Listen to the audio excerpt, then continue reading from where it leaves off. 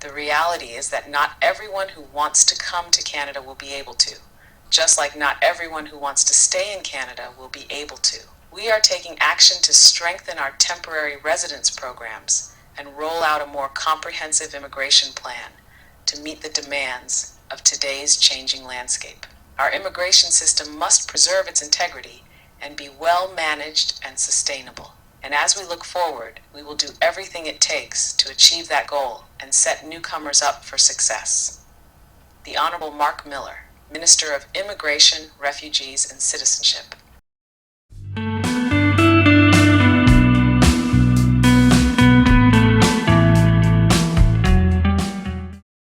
Hi everyone, I hope you're all doing great. Today I'm going to give you some details regarding the changes of immigration plan from IRCC. Please do support this channel for more detailed news regarding Immigration Canada. Strengthening temporary residence programs for sustainable volumes.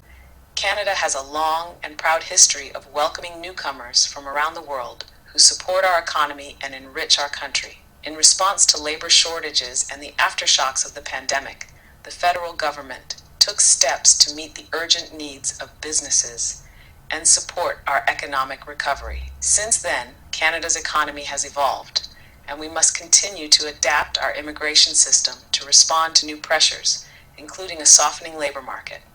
Earlier this year, Immigration, Refugees, and Citizenship Canada announced a decrease in the number of temporary residents from 6.5% of Canada's total population down to 5% by 2026. To achieve this goal, the federal government is taking action to manage the increase of temporary residents and hold employers misusing the system accountable. We are reforming the international student program, tightening eligibility requirements for temporary foreign workers, enforcing employer compliance more strictly, and making labor market impact assessments more rigorous to mitigate fraud and more. To ensure the temporary residents we welcome to Canada can be supported adequately, the Honorable Mark Miller, Minister of Immigration, Refugees, and Citizenship, today announced additional measures to manage the volume of temporary resident arrivals, uphold the integrity of our immigration system, and protect vulnerable people. We are announcing a further reduction in the intake cap on international student study permits for 2025 based on a 10% reduction from the 2024 target of 485,000 new study permits issued, and then stabilizing the intake cap for 2026 such that the number of study permits issued remains the same as 2025. For 2025, this means reducing study permits issued to 437,000. Updating the post-graduation work permit program this fall to better align with immigration goals and labor market needs. Limiting work permit eligibility later this year to spouses of master's degree students to only those whose program is at least 16 months in duration. Limiting work permit eligibility later this year to spouses of foreign workers in management or professional occupations or in sectors with labor shortages under Canada's work permit programs, TFWP and IMP.